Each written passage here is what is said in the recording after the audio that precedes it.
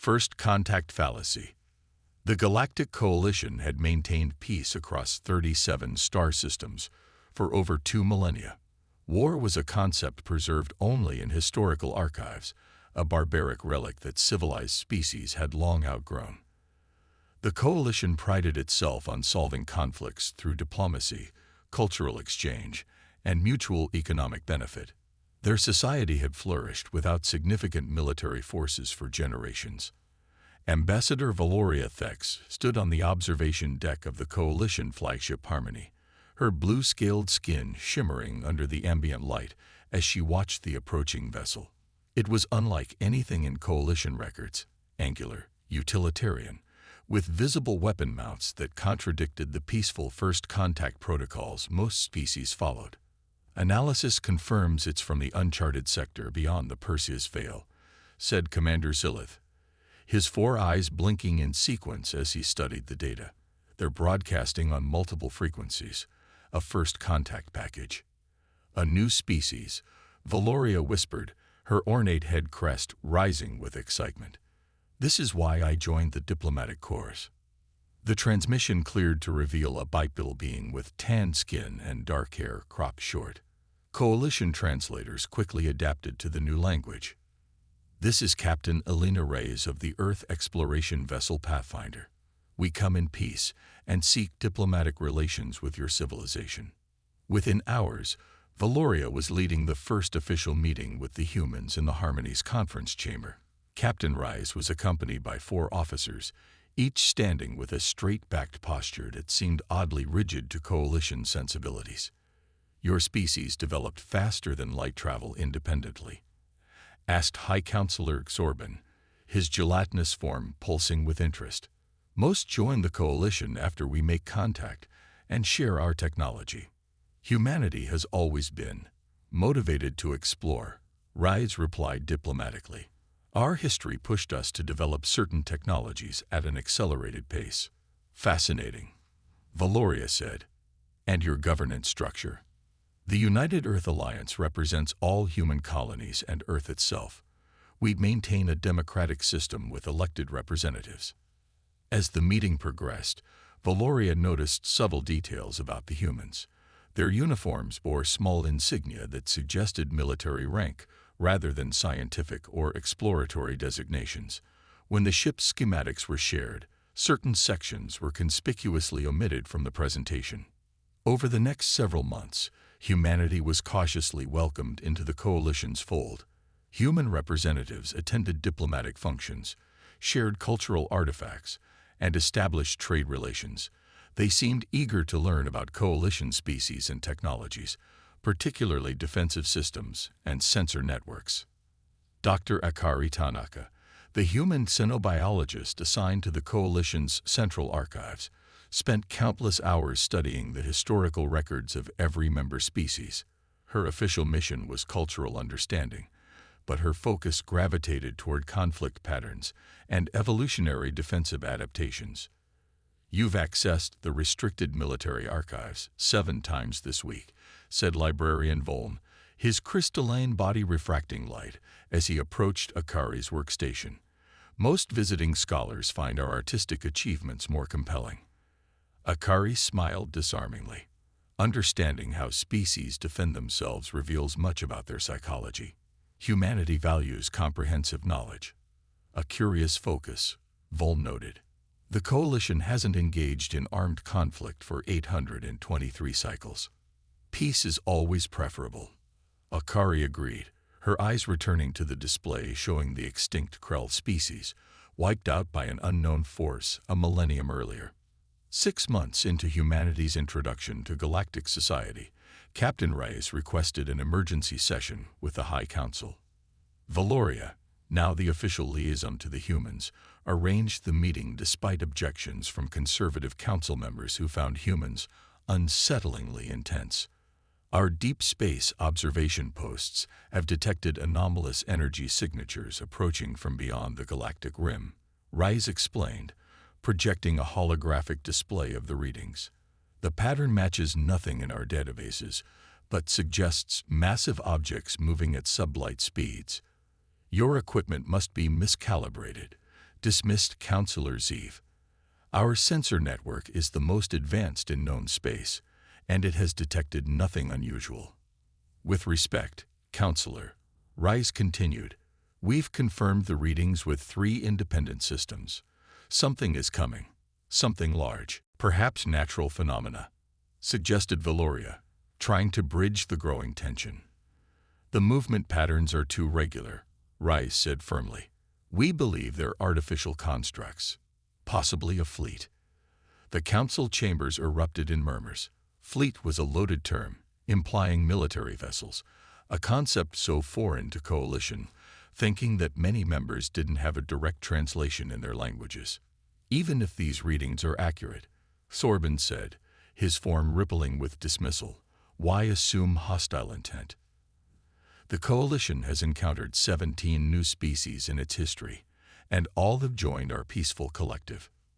Rice exchanged glances with her officers before responding. Humanity has a saying, hope for the best, prepare for the worst. We recommend increasing patrols along the outer systems and activating dormant defense platforms. Unnecessary alarmism, Zeev declared. The Coalition stands for peace. We will send a diplomatic delegation if these anomalies prove to be a new civilization. As the humans departed the chamber, Valoria hurried after them. Captain Rice, I sense there's more you're not saying. Rice paused, studying Valoria with an intensity that made her scales flatten against her body. Ambassador Thex, we've reviewed your historical archives thoroughly. The extinction of the Krell, the disappearance of the Vorax civilization, the abandoned worlds in the Atarax cluster, they show a pattern.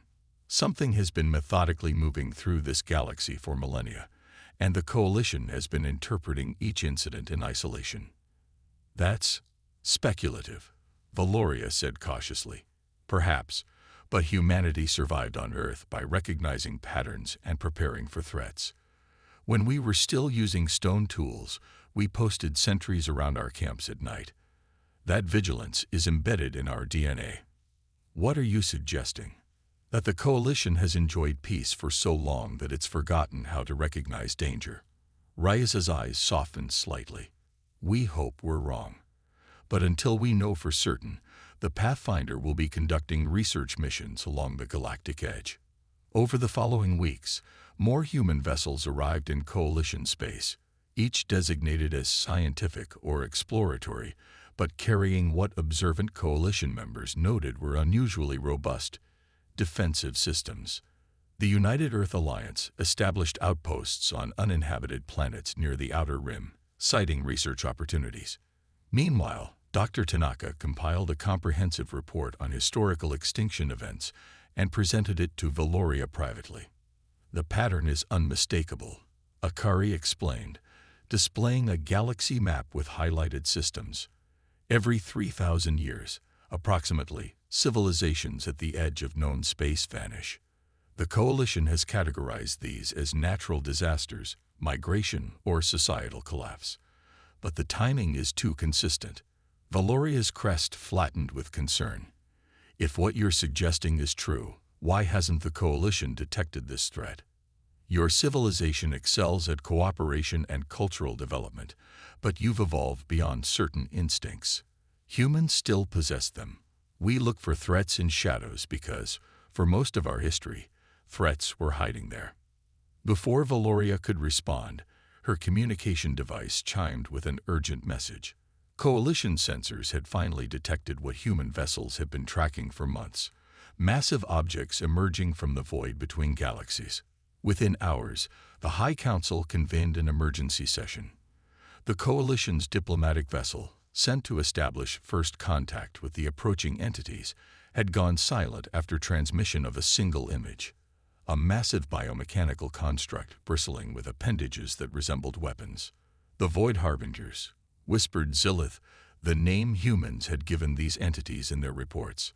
We should have listened, Valoria said, turning to where Captain Rice and her officers stood at the back of the chamber. What do we do now? Ray stepped forward, her posture shifting subtly into something more commanding, more martial. Now, Ambassador, we show you what humans do best. A communication arrived from Earth Alliance headquarters, display for all council members to see. The message was brief. Protocol Thermopylae authorized. All vessels deploy to defensive positions. What is Protocol Thermopylae? Asked Thorben nervously. Reyes's expression was grim but determined. It's time for the Coalition to learn why humans explored space with weapons. The battle beyond. The Coalition observation post on Outworld 7 fell silent 3 days after first visual contact with the Void Harbingers. Its final transmission showed biomechanical constructs disgorging thousands of segmented entities that swarmed over the facility. 12,000 Coalition citizens vanished in hours. They're not responding to any communication attempts, reported Zilith, now coordinating the Coalition's emergency response. They've destroyed 3 more outposts since yesterday. The Coalition's peacekeeping vessels, lightly armed ships designed for resolving disputes between member worlds, had proven woefully inadequate. 2 had been obliterated when they approached the Harbinger fleet. The others were retreating to more populated systems, hoping to evacuate civilians before the invaders arrived. Where are the humans? Demanded Councillor Zeev. They warned us about this threat. Surely they have a plan. Valoria had been wondering the same thing. The human vessels had vanished from Coalition space monitoring 3 days earlier. Shortly after Protocol Thermopylae was activated, their outposts stood abandoned, equipment removed.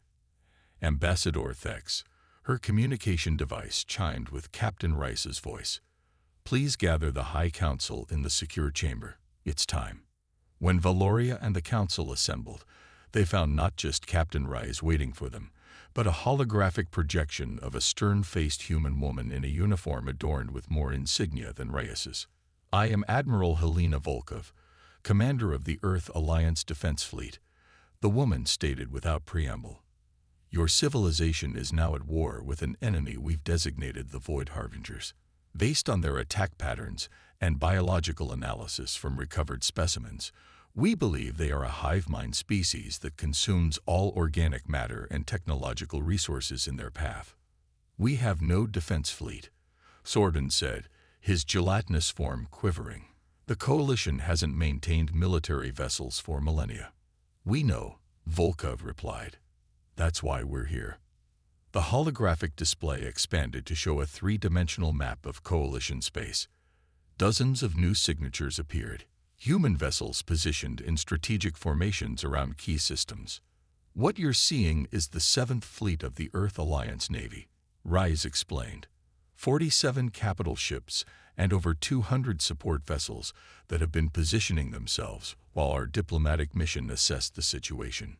You concealed a war fleet within our territory. Zeev's voice rose with indignation. We concealed our true capabilities while determining if they would be needed, Rise corrected. Humanity has fought 3 interstellar wars in our history. We've learned to be prepared. Admiral Volkov continued. The Harbingers will reach the Altaris system within 12 hours. We've established defensive positions there and evacuated as many civilians as possible. The Coalition lacks military experience, but your knowledge of local space and technological infrastructure is crucial. We need designated liaisons from each member species to coordinate with our battle groups. Valoria stepped forward before the Council could object. I volunteer to coordinate from the command vessel. 6 hours later, Valoria found herself aboard the Aea's Invictus, a human dreadnought that dwarfed the Coalition flagship Harmony. The vessel hummed with purpose as crew members moved with practiced efficiency. Unlike the flowing, organic design of Coalition ships, the human vessel was compartmentalized, reinforced, and clearly built for combat.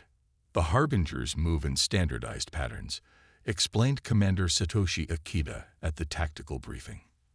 They deploy smaller entities we've designated harvesters to strip resources from planets, while the larger constructs provide coordination. Their technology appears partially biological, added Dr. Tanaka. They don't use shields as we understand them, but their outer hulls regenerate rapidly. Conventional energy weapons cause minimal damage. Then how do we stop them? Asked Zilith, who had joined Valoria as the Coalition's tactical liaison. Captain Rice smiled grimly. We hit them with something unconventional. As the Void Harbingers entered the Altaris system, humanity revealed the full extent of their military doctrine. Their ships didn't form the neat, organized formations that coalition strategists might have expected. Instead, they arranged themselves in seemingly chaotic patterns, constantly shifting positions. Unpredictability is key. Rise explained as Valoria watched the battle unfold from the command center. Hive minds excel at countering standardized approaches, but struggle with random variables. The first human attack came not from their ships' forward weapons, as the Harbingers clearly anticipated, but from thousands of small, autonomous drones deployed from their rear bays. These swarmed over the biomechanical constructs, attaching to specific points identified by human analysis as vulnerable nodes. We noticed their communication patterns during the attack on Outworld 7, Dr. Tanaka explained. These drones aren't trying to destroy them. They're disrupting the Harbingers' ability to coordinate their forces. The human vessels then executed a maneuver Reyes called a Crazy Ivan, abruptly reversing direction and attacking from an unexpected vector. Their weapons targeted the now disoriented harvester swarms with devastating efficiency. You're not trying to engage the larger constructs directly, Valoria realized, watching the battle display. Not yet, Reyes confirmed. We're isolating them first by eliminating their support units. Divide and conquer, a strategy humans perfected thousands of years before we reached space.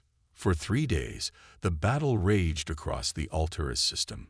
Human vessels took significant damage, but their compartmentalized design allowed them to continue fighting even after sustaining hits that would have disabled coalition ships.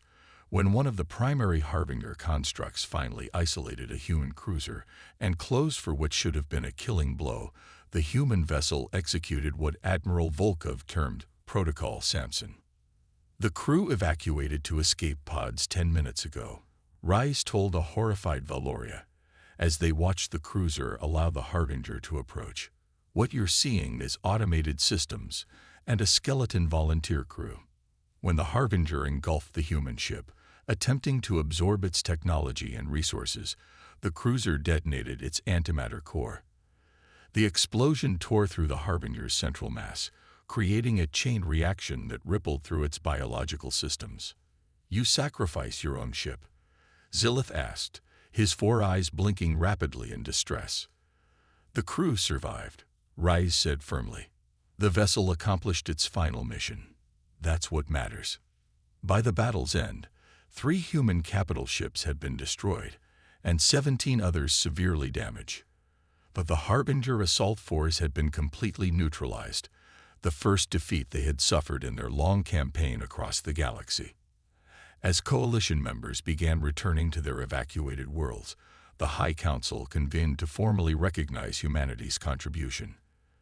The chamber that had once been filled with skepticism toward humans now buzzed with a mixture of gratitude and unease. The coalition owes humanity a debt we cannot easily repay, Sorbin acknowledged. Without your intervention, our civilization might have fallen. However, Councillor Zeev added, we must express concern about the military presence you concealed from us. Trust must be the foundation of our relationship moving forward. Admiral Volkov, physically present for this meeting, nodded understanding. The Earth Alliance respects your concerns. We come from different evolutionary paths. Yours led to unprecedented cooperation and cultural achievement, while ours was forged through conflict and vigilance. Both have value. What happens now? Asked Valoria. Our scans confirm more Harbinger vessels approaching from beyond the rim. Now, Volkov said, we prepare. The Harbingers can be defeated, but only if we combine the Coalition's scientific knowledge and resource networks with humanity's military experience. In the months that followed, an unprecedented cooperation formed between humans and the Coalition species. Human military advisors worked with Coalition engineers to develop defense systems compatible with their ethical frameworks. Coalition scientists helped humans refine their weapons to be more effective against the Harbinger's biological components. Valoria found herself working closely with Captain Rice to establish a new organization, neither fully coalition nor fully human, dedicated to defending against external threats while preserving the peaceful cooperation that had allowed coalition civilization to flourish. "Your people still don't entirely trust us," Rice observed as they watched coalition members and human officers training together on a newly established defense station. "Trust requires understanding," Valoria replied. "We're beginning to understand that humanity's martial nature isn't barbaric, it's protective. You build weapons hoping never to use them. And you build connections, believing everyone wants peace," Rice said with a smile. "Perhaps together, we create something stronger than either approach alone." As more Harbinger vessels appeared on long-range sensors, humanity prepared for a prolonged campaign. Coalition worlds began implementing defense systems, and human military vessels established permanent patrols along the galactic rim. The Coalition had acquired something they hadn't possessed in millennia: guardians willing to stand between their peaceful civilization and the darkness beyond. And humanity had found something equally valuable: a civilization worth protecting, one that reminded them why they fought. In the observation lounge of the new Joint Command Station, Valoria watched human and coalition ships depart on a joint patrol mission. She turned to Dr. Tanaka, who had become a close colleague during the integration efforts. "When you first arrived, did you know what was coming?" Tanaka's expression turned contemplative. "We suspected. Human history taught us that peace must be defended. We hoped the Coalition would never need our warriors, but we came prepared in case you did." "The unseen warlords," Valoria mused, recalling a phrase from human literature she'd studied. "Not warlords," Tanaka corrected gently. "Guardians. There's a difference." As the patrol ships vanished into FTL, Valoria understood the distinction. The galaxy had changed irrevocably, and perhaps at last found the balance between peace and vigilance that would ensure civilization's survival against the darkness between stars.